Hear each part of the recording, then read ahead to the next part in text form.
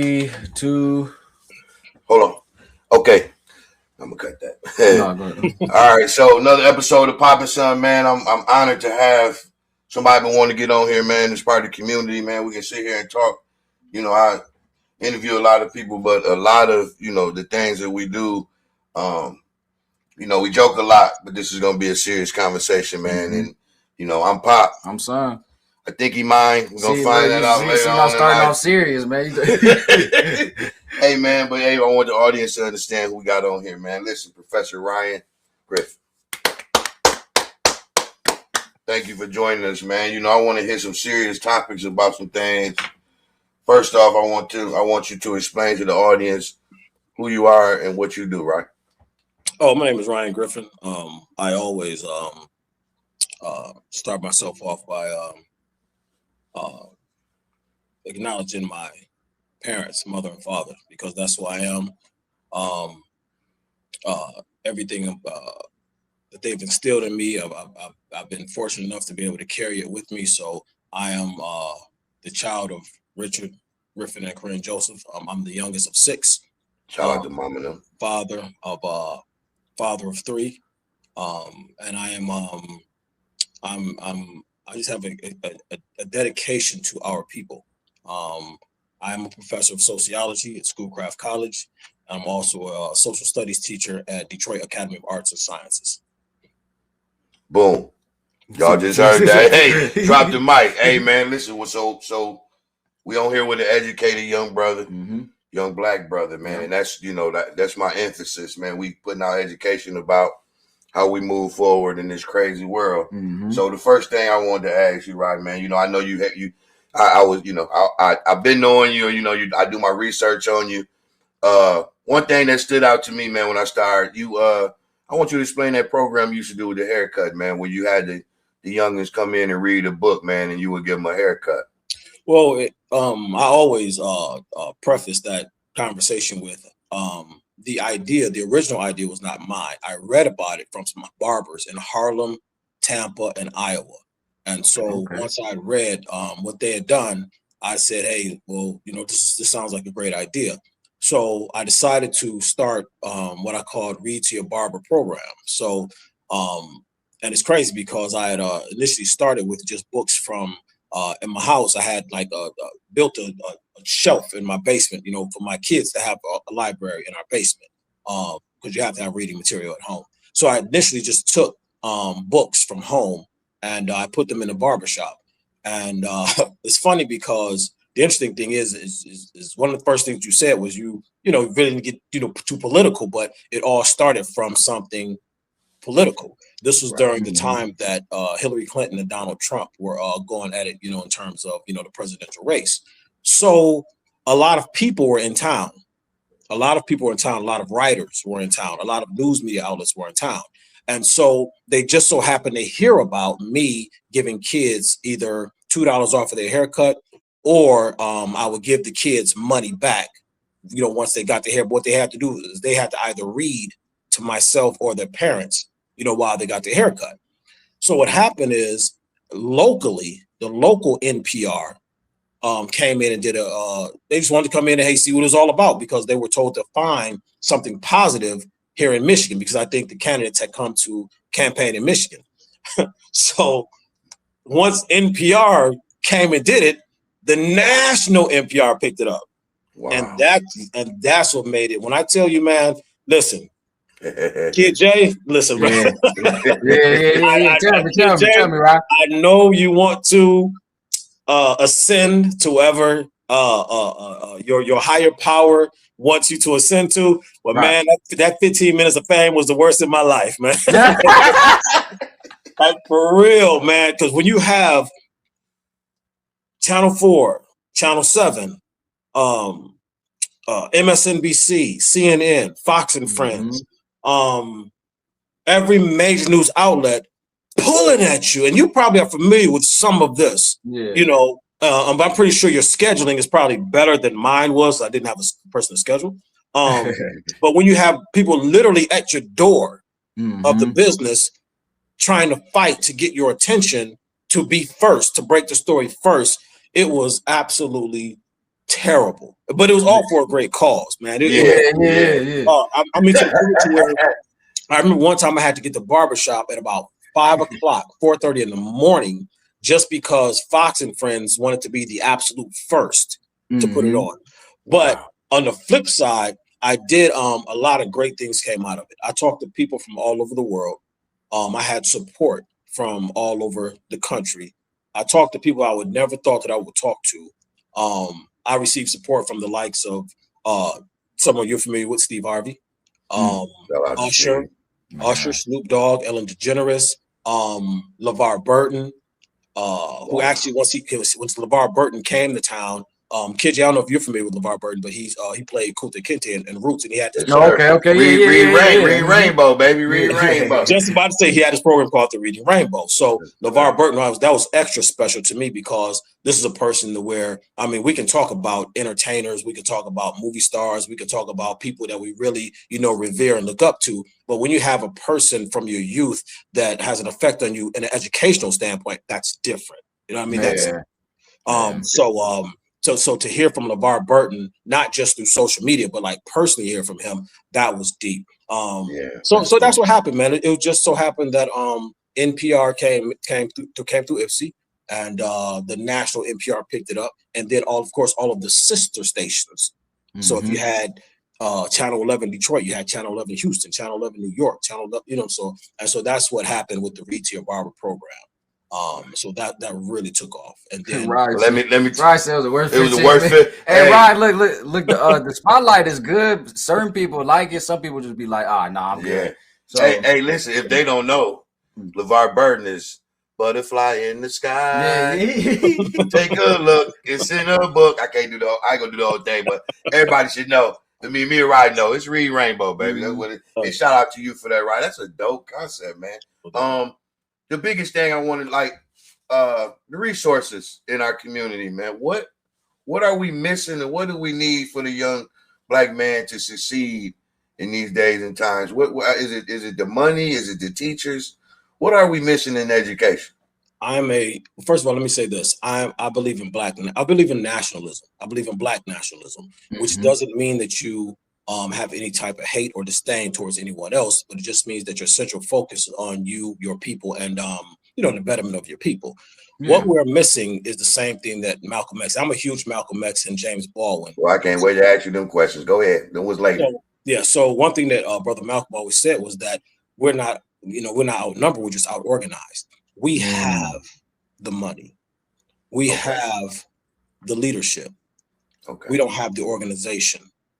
There is not another race nor ethnicity in America that's as large as us, especially with the spending power that we have. The question is where do we put our dollars? There's no way, shape, or form that we can't. This is one thing I always do. I don't really like to compare somebody. I do this just to give perspective. Have you ever driven through Dearborn? I have. Okay. Have you ever looked at the marquee on their stores? I have, but not, but probably really didn't pay too much attention.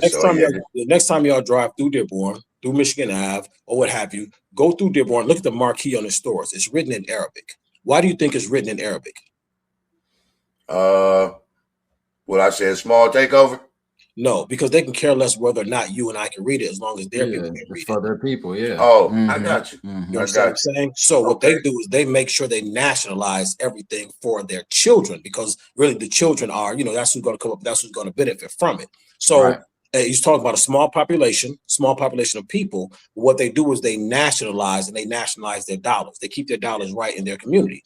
Now, one thing I've always said, and I'm pretty sure you've seen me talk with my friend Brian Foley, and we've always talked about IPSI. And, even though, I grew up in Ann Arbor, the vast majority of my adult life is in IPSI. And so I hold IPSI, of course, near and dear to my heart as well. So that community, we always talked about how it's about 33% Black people in IPSI, but we still have enough, especially in areas like Southeast IPSI or South Side, areas like that, to where we can make a difference. We can make a huge difference. We have the schools there. You know what I mean? You have you do have housing there. Now across 94, you have a higher tax bracket, but yeah, you still have tax-paying dollars right there, Ainsworth Circle, all that. We're just out organized. We're not right there on Huron, I think that's Huron River Drive and Michigan Ave, right across from where my brother's office is. You see that corner where all the Hispanics are building all these stores? Yeah. Why? Why is that? How is that? How is that? And we've been there for a long time. Yeah. Now, how many brothers do you know? You're from the South Side. How many brothers you know are locked up or in jail for marijuana? Lots. But now you can't drive in the South Side or out of it without running to a dispensary. Yeah. So it's too many to me. I always say that. Like I think that we could use these buildings for other things. Every time I see a building took down, the first thing they say is a dispensary going up. Tell Rye about the after school program idea you had with the kids. Remember you all? Oh, see, Rye already kind of hit that a little bit, but I always, when I was younger, it was always an after school program I wanted to do where, I know, and you know this from us having different friends. My parents weren't like this, but I had friends like this that would go home and get beat, verbally, physically, just having problems at home. I wanted an after school program where, if you didn't play sports, you can come get you a hot meal. You can come, finish your homework, finish what you got to do, do the necessities for tomorrow, and like I said, get you a hot meal, get your mind together for when you get home, just in case you got to face the nonsense. Your homework will be done. You'll be full. I know some friends that used to just go home and say, man, I just want to eat. I want to make sure I'm cool. So when my daddy give me the bull, I could just take it and go to sleep. So protection, same thing you do with the kids. I just wanted, protect them as much as we could. Give them the things they need, to that they don't get at home. It might be maybe even just sitting there after school talking to me or you for 2 or 3 hours just before they go home and get, whatever their life may give to them. So there was just, ideas that I shot past, Jay. It was nothing but like, I was thinking of the Boys and Girls Club. We don't have a, so what do we do right to get back to that situation to where, I feel like you probably feel like me a little bit. We don't love each other enough as a culture and a race. Some I respect the others for that we're just talking about that have the businesses with their names on it. They tend to want to help each other and build each other up. And I think our biggest, we our biggest enemy. Right. So what do we do about that, right? How do we, we got youngers up under us and Jay got, his youngers that's coming under him and it's going to keep going for life. But what do we do? What do you think we do to get to that point where we got a name on there, a couple names on the building? What we doing wrong? What we doing wrong? Well, first of all, let me say this. It's going to tie into the answer to your question anyway. I wasn't suggesting that we open dispensaries. What I was saying about that is the fact that the very lucrative businesses are very easy for other folks to open in our communities. You know what I'm saying? And one of that they did open in our community are people suffering from the most. But it's the businesses that are situated and located right in our community. We should have the access or the ability to be able to open up those businesses, which kind of ties into what you're asking now in terms of how do we get to that? It's community. It's absolutely community. It's us sitting down and see. The problem is I don't want to say the problem. One of the issues is that when people say things like what you said, like we're our own worst enemy. I don't necessarily believe that, but I understand what you're saying because we oftentimes get in each other's way. Yeah, we get in each other's way from a lack of organization. That lack of organization is manifested through things that we all go through that makes it difficult for us to be able to. Why isn't an abundance of money for this black man over here and this black man over here to be able to have businesses in a community where we're pitted against each other? So now you find that hate, between the two. We can't, we won't work together because we think I'm going to lose something if you gain something. And so it's so it's not even so much of a crab in a barrel perspective, because you have to remember a barrel is not a crab's habitat anyway. You're not supposed to be. You see what I'm saying? So it's like we're in a space that we're not supposed to be in. So we need to seriously organize, sit down and understand what we do have in our community, right? Be honest with you, I mean, how many, let's say, t-shirt shops or whatever, right? Are we creating things that's necessities for our people? Right. Because if we're not creating things that's necessities for our people, then it's going to be here today and gone tomorrow. Right. Like seriously, we need remember we had that ACO downtown, Ace Warehouse. Yeah, I remember, You know what I'm saying? That parking lot that's empty.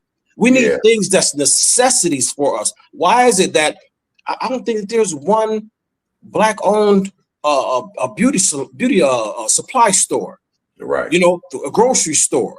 You know, even if it's small, a small co-op. We're not building the necessities. And as I spoke about the Hispanic that's building stuff, they're building things for the people. We have to have a hospital, even if it's a small clinic. We have to have a grocery store. We have to have a small bank, credit union, or what have you. And again, we have the money, we have the funds. We're not organized, my man. We can do any and everything that we want. We're not. Our spending dollars are in the trillions, but we don't have the focus. Right. We want to drive the best focus, you know what I mean? But we don't have seriously. But we don't have the focus and the dedication to each other to make it happen. Yeah. Because either just last thing, either number one, many of us want to be, I'm the guy that did it. I'm the person that did it. You know what I'm saying? And that selfishness keeps it from being about not only the community, but those that's coming up behind us that's really going to benefit. Nothing that you and I are doing should benefit me or you. Too many kings and not enough Indians. It should benefit my grandchildren. Yeah. Right. I can't. I'm not worried about me reaping the benefits. And you shouldn't feel like that. And I see, obviously, you know, my son was doing stuff too. All you should be worried about is your sons. Right. Because there's nobody else in this world that you're rooting more for. Your sons. Then imagine if Kid J has a son. Like Kid J, once you have a son or what have you, that ain't gonna be your son no more. That's gonna be grandma and granddad kid. You know what I mean? That's just because we love that's lineage. We're not thinking about lineage when we're talking about businesses and coming together and what are we really doing for our community. Right. So is that our biggest challenge against us? Is that what you're saying? Is that our biggest challenge? It's one of them because it's complex. It's one because it's complex. And the reason why it's complex is because it's still difficult to get a Black Christian, a Black Muslim, a Black Hindu, a Black whatever, because we'll use any and everything to give ourselves reasons to separate. We should only approach things from a nationalistic perspective. Like, I don't care what your religion or spirituality is. Our education needs to be Black. Our medicine needs to be Black. Our food needs to, nourish our Black bodies. You know what I'm saying? So everything that we do economically should be Black. The problem is we allow other variables to keep us separate, like absolutely separate. Even within the Black church, you got Christian and Methodist and Pentecostal and Kojic to where sometimes they can't work together. It's like, understand something. We have one common enemy. We have one common thing, and that's white supremacy. And white supremacy don't care what Bible, Quran, or Torah you read. Right. They don't. They ain't lying. They don't. No. So we need to come together in Blackness and understand that's how we need to move forward in Blackness. And I think that's what hinders us a lot. Talk to him, Ryan. Listen, talk to him. Hey, Ryan, why you on here, man? Because I know it's going to, we got our crowd varies. So I for the ones that don't know, and I want to hear from you, how do you approach this situation? And I kind of pray for these people to have a change of heart because I hate racism. I'm gonna let that be known on my pod. I hate it. My mama is mixed up with everything. My daddy is Black Irish. Like I have no room to be hatred, and plus I wouldn't do it. By the way, so that man that calls you the N-word, this is for the younger people, because you're older and you're more wise, because you educated your brain to these things. How do you approach that racist? I don't want to say white or Black, but we got to keep it real. I usually say Caucasian. But how do you approach that white man that calls you an N-word without reacting? Like how they expect you to react. Yeah, exactly. How would Ryan explain to it? Because the ones under us is on go. Yeah. The YNs. That's what they call them. They don't go. And I ain't mad at them if it's in the right situation. But what would you tell them to avoid going to jail, to avoid maybe shooting that white man, maybe even doing something crazy? And I know it's impulse. I will say this. I want people to know that I don't like racism. I'm not going to buy the N-word in my face. Probably never. But even educating me and my son, how do you attack that, Ryan, in the way that Ryan, what's the most educated way to attack a racist? Well, we have to understand that we are at war. We're at war. You have generals and you have soldiers. Some of those youngins in that mindset, they're not ready to be generals, but they are ready to be warriors. In war, you have bloodshed sometimes. In war, you have people get hurt, whether it's physically or mentally, they get hurt. Sometimes people have to learn hard lessons. So if you feel as if you can approach a Black person and call us out of our name, a derogatory name, you have to understand who you're dealing with. And that young warrior, them young brothers, they might be the ones that said, hey, like you said, I am on GOAT. I am the warrior. Now myself, when you say, how do I approach or how I deal with it? I'm older. My experience is different. My education and understanding is different. Not saying I'm smarter. It's just different. Right. So I approach different. Gotcha. So so basically, I'm just saying this to say, when I walk into a room, I make sure that aura is with me. So a white man will never call me the N-word like that because, and even if he even thought about it, I know it's through his being intimidated about me because of the way I carry myself and I approach myself. And I don't mean I carry myself, you know me, I wear tailor suits. But I'm not talking about that. I'm not talking about I know what you're talking about. Aura when I walk into a room to understand who you're dealing with. Intellectually, you know what I'm saying? You and I can battle. Right. Don't think that in this war, I don't have soldiers. So of course, I don't advocate violence. I do advocate self-defense. And as Brother Malcolm said, when it's self-defense, it's not considered violence, it's considered intelligence. There we go. So we have to have warriors because they have warriors.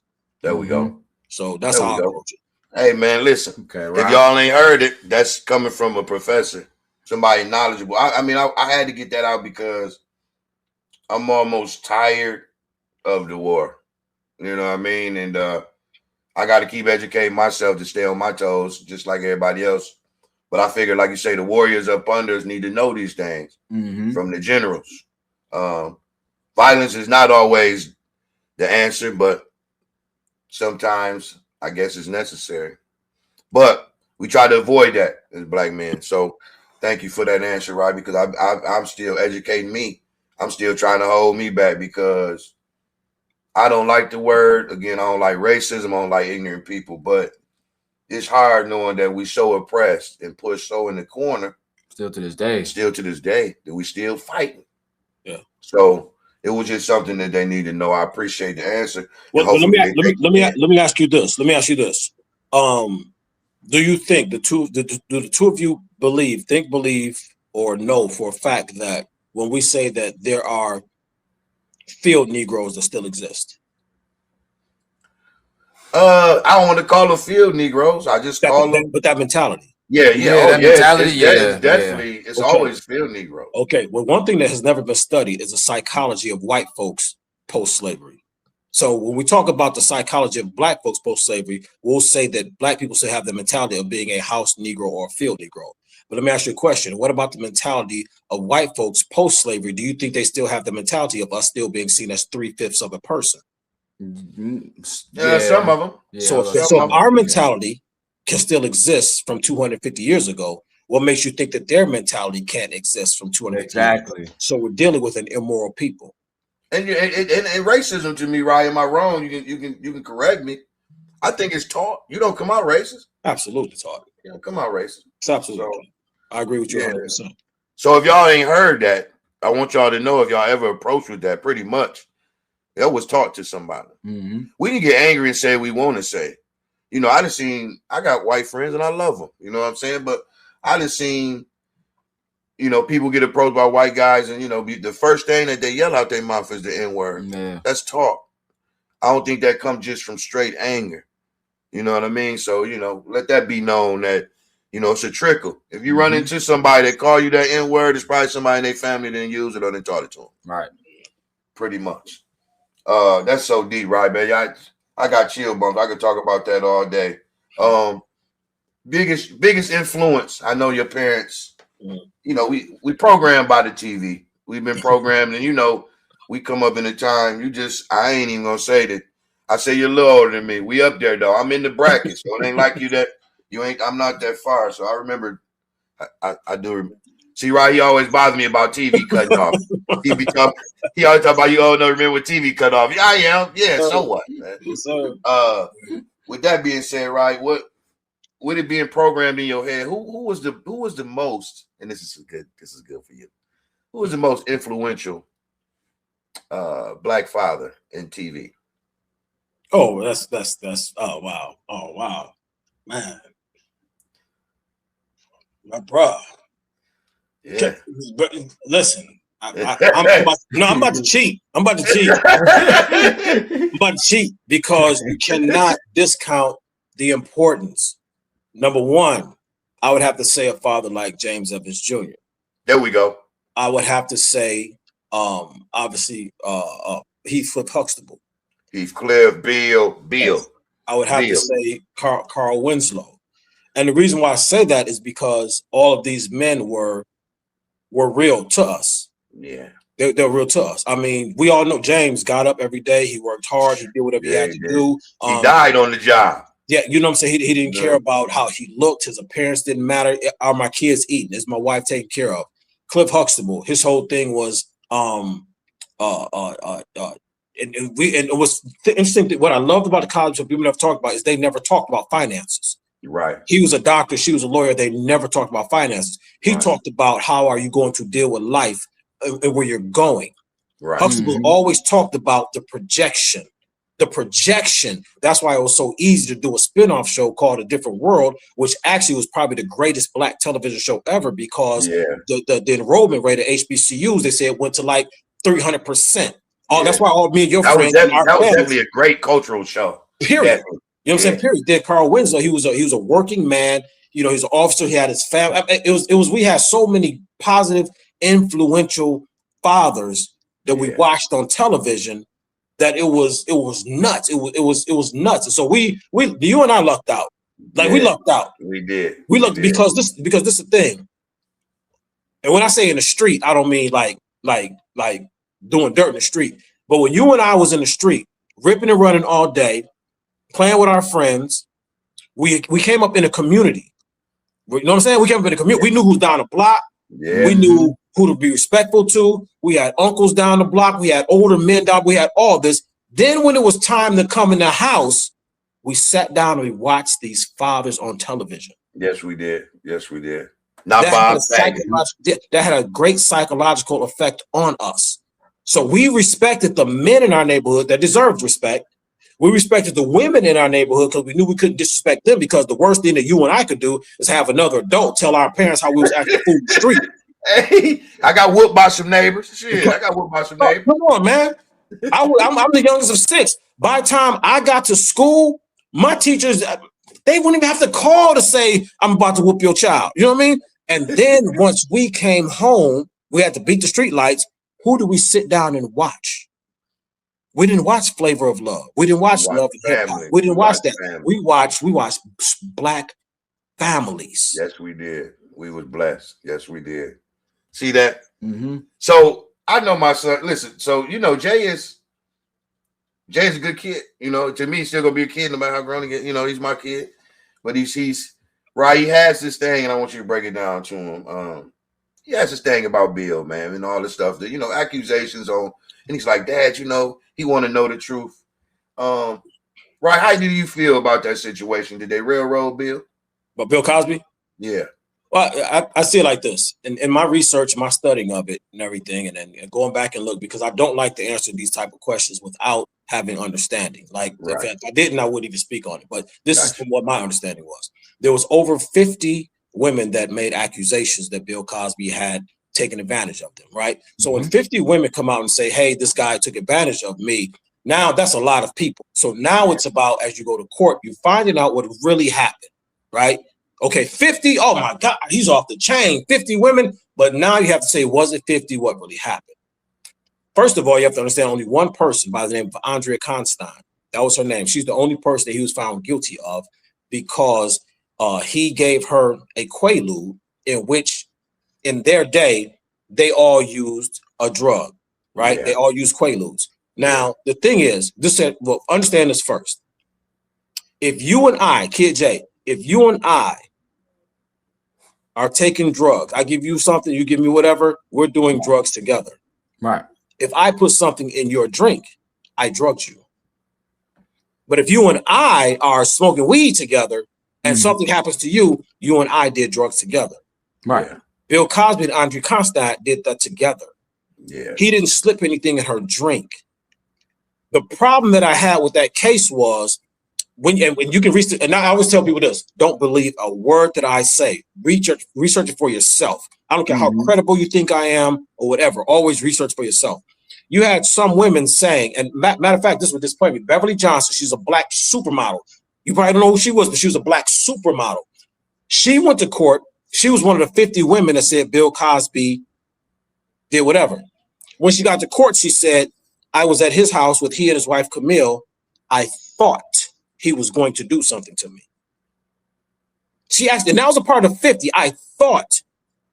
So when you get people to say, wait a minute, you thought he was going to do something to you and you're coming out against him, you're one of 50. Another woman, he did this to me on this date, this time, this hour. Come to court. Bill Cosby's in Los Angeles. She was in New York at that day, that time, that hour. So the problem with Bill Cosby was it was really blown up that you had all of these women saying what he did. But when it came down to it, he was found guilty of Andrea Constein for the night that those two were together. You will not find two cases.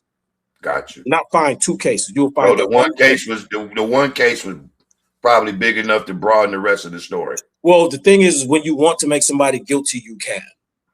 Man. And also don't discount the purchasing of NBC as being one of the factors or motivating factors to imprison Bill Cosby.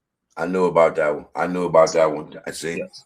It's always good to educate. My son ain't against nothing with his peoples, but he be one of this. He for right and wrong. You know what I mean? So I will say he just for right and wrong. Man, Ryan, I so much stuff I could be talking to you about, man, in so little time. But it's been very educational, and that's what I've been wanting. I've been having a lot of shows where it'd be a lot about, and I always shine the light on the people that this is more about us and not just Rye, but I'm shining the light on Rye because he's still educating me, and I'm a grown man. So we got political, but not too political. Yeah, and I know I can go there with him, but you know what I'm saying? I know I can go. Hey, so I got this game, Rye, I want to play with you, man. I like to pick brains, man, to see what's going on. So this is like what we call, like we do like a little small rapid fire, but so Outkast or UGK? I'm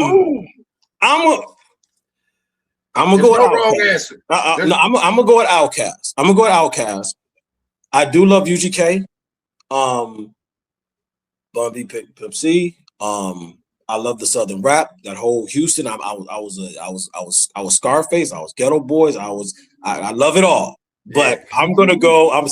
I gotta go with Dre and Big Boy. Hey, you don't move your feet, they don't eat. Dre 3000, man. He still was a dog. Man, we still talk about that damn Flute album. Come on, man, and put some lyrics to that.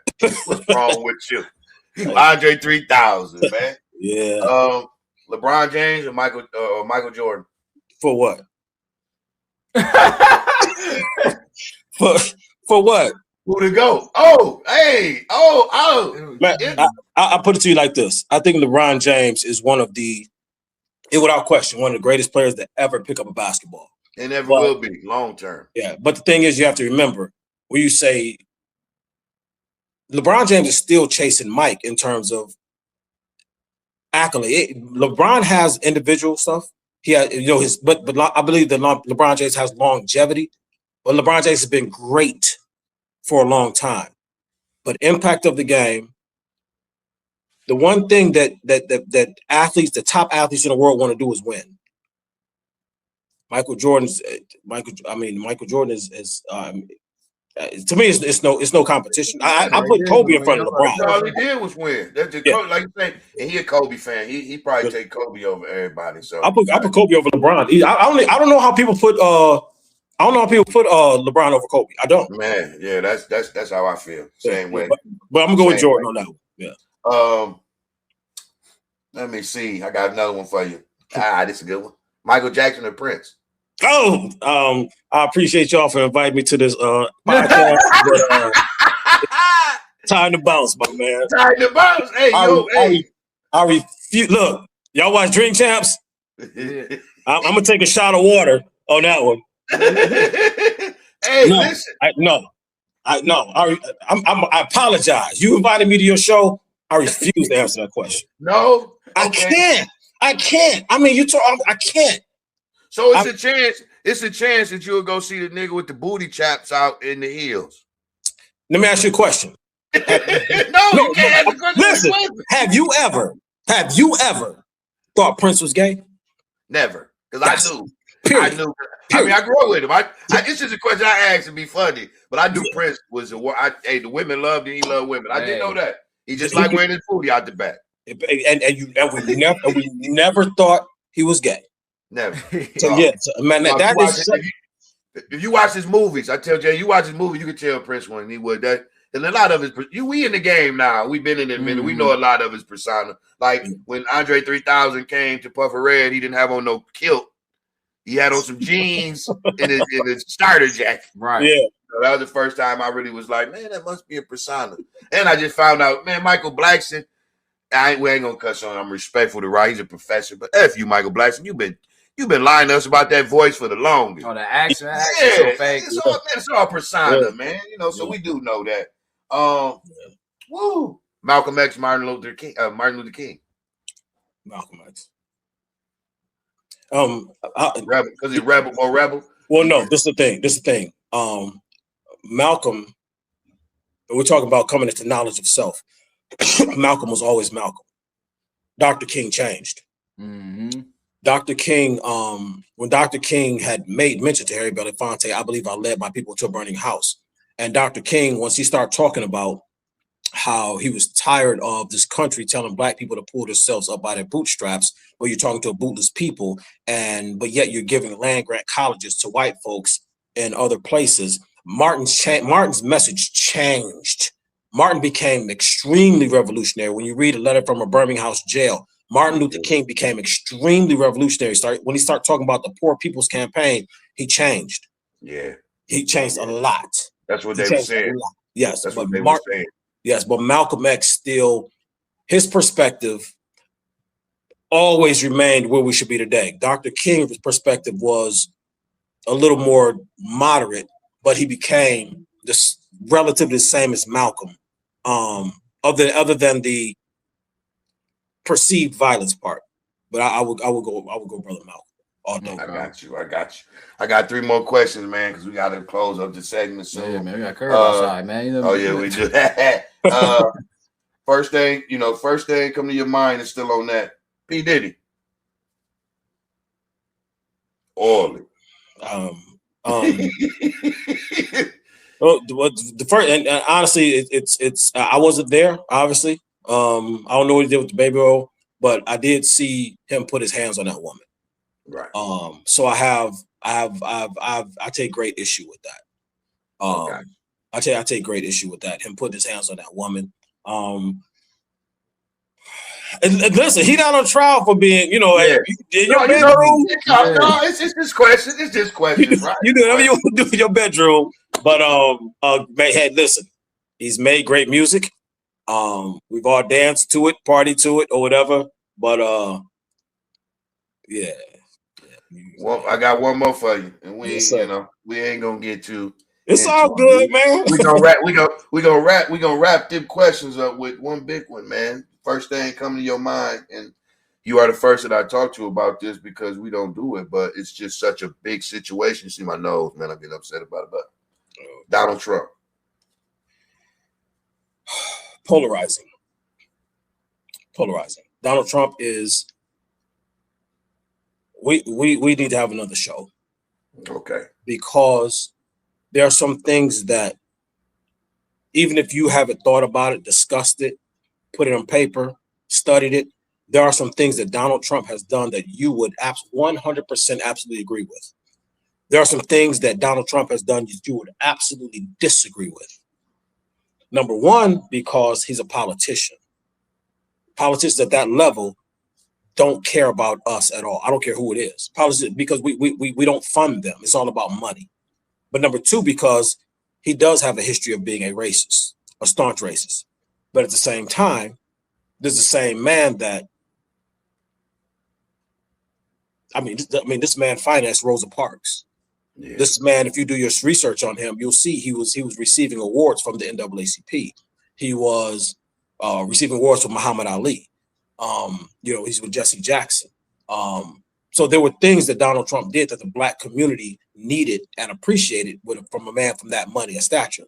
But that never erases the fact that you are a racist. Right. Mm-hmm. You know what I mean? He did enough. He did just enough. Like I say, right? We ain't going that.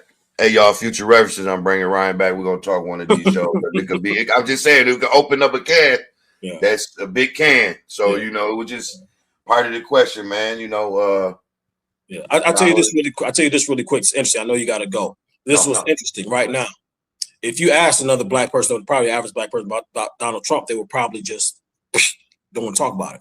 They do. But right now, he is fighting for the 14th Amendment, which is citizenship to people born in America, which was for foundational Black Americans, us being of African descent, right? So what he's saying is that the 14th Amendment is for Black people. So that helps us as a people, but he's using it in a selfish manner because he's against immigrants, right? So it's so polarizing when you talk about Donald Trump and some of the things that he's doing. Should we protect the 14th Amendment? Absolutely. Yeah. Why in the world wouldn't Black people protect an amendment that was created for us that number one, because of the language, we never got rid of slavery, but gave us the right to vote and citizenship. Black people should be fighting from the rooftops for that. Right. But Donald Trump is doing it in a selfish way. But at the same time, during the next election, when a Democrat is in office, we're going to be considered people of color, but the people of color that the Democrats are going to take care of are going to be other brown people. So that's why we need to stop being, I'm just a Democrat, I'm just a Republican. Yeah. We need to go to the voting booth Black. Yeah. We need to go vote to the voting booth Black, not a Democrat, not a Republican, not anything else. We need to go to the voting booth Black. Well, that being said, Rod, to me, I just think it's too much damn money in politics right now. It's just too much. Blow it out the water. You know what I mean? But I can say we're gonna touch down on that on the future podcast. We already done made the episode. We're gonna bring Ryan back and we're gonna talk some politics next time we on here because it's part of the world now. It's part of everyday life. This is what we have to go through. Yeah. Last question I got for you, right before we get out of here, man. What do you tell the future Ryan Griffin? What do you tell the young man that want to be like Ryan, or in perspective of saying, what would you have told a young man now, young Black man? What advice would you give him maneuvering in this world to get to where he want to be? All right. Well, before I do that, I have to give you all your flowers. I appreciate you as a father and the things that you do with your son, and just the image that your son has, and the conversations about your son when the two of you are not in the room is about the positive imagery, and that can only come from guidance, right? I appreciate you, Ralph. Yeah. So he's just doing what he's guided to do, and it's righteous because you all are moving forward with it. So as a father, understand you are appreciated because you're doing the right thing. And I know, your son know you're not perfect, but you're doing you're guiding your son in a way your son is seen in a certain light. So I just want to give y'all flowers for being in that light and the conversations about the two of you in rooms that the two of you are not even in. So I just want to give you flowers on that. Hey man, I'm glad you enlightened us, man. I mean, I would think that they would say something nice, but since you confirmed, I really appreciate it, man. And likewise with you. You know, you likewise with you, man. You know, MJ, shout out to MJ, man. He did things that I always dreamed of doing. You know what I'm saying? So and that was my dream, to put on some pads and a helmet. Yeah, but to answer your question, what I would tell myself, a younger self, is find that knowledge of self first and understand who you are. Learn to think independently and learn to think critically. Be a critical thinker, be an independent thinker. I'm not saying as a young person you have to have that all knowledge. You have to, be able to be at a certain level. But what you can do is question things. Yeah. What you can do is be an independent thinker, because at certain ages, we were extremely influential. We are at a young age, we're extremely influential. But if you learn at a young age, I'm gonna think for myself. I'm just not gonna follow the crowd, and it's okay. It's okay for me to question things. Even if I find out I'm wrong or I should still go in that certain way, it's okay to question things. Yeah. Because if you don't know the other side, what do you have to compare it to? So I would teach a younger Ryan to be a more independent thinker and to be a critical thinker. Boom. So for all you young cats out there, you heard what he said, man, what he would teach himself.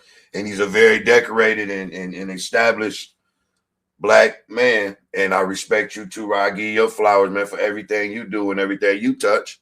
I want people to go do their research. I ain't going to tell them everything, because that's why you go do research, so you can learn. Professor Ryan Griffin, I read, me and Jay went and read for the kids at the school. He's always with the kids with the school. He's always in the community doing something that's positive and something that's needed. I would say that Professor Ryan is a voice of our community, a very big voice, and we appreciate you too, man. And thank you for joining us, man. It was an honor. Peace. Absolutely. Very, very much an honor. If y'all don't know, man, y'all go check him out. He's in everything, man. When I say, if you want, he's a mentor and he's a teacher and educator, very knowledgeable, man. And this was something that I had to touch on, and I was serious about this one because I always get on here and I joke a lot, and we try to make it a fun time, but every now and then we got to get serious and educate ourselves. And I thank you for coming on here and educating some of my young brothers about what we really need to be doing. So shout out to you. And, I'm Pop. Son. Man, give it up for Ryan Griffin, man. Hey, I still gotta ask Mom, man. I think you might be the milkman. Hey, Ryan, you remember they used to be like, you the milkman, baby. Remember that? Don't do my boy like that. Don't do my boy like that. My baby like that. I know it ain't no milk. She could be. Nah, hey, Kid J, what you do when you win that first award? You know who to give it to, right? You know who to shout out, right? Just shout out moms. If dad do you like that, just shout out moms. It's gonna be the first name that come out, right? Hey, I will say it again. I'm Pop. Yep. I'm Pop. Damn. All right. Hey, man, thank y'all for joining us, man. Next week, man, we're going to check y'all out. We got a new guest, man. But, hey, man, Professor Ryan Griffin, thank you for joining us and educating us young brothers. And we're going to bring you back when it's time to bring you back. Great show, y'all. Hey, Ryan, I'll check you on the other side, man. Check you on everything, man. Be good. Yeah, peace, gods. Peace to the God.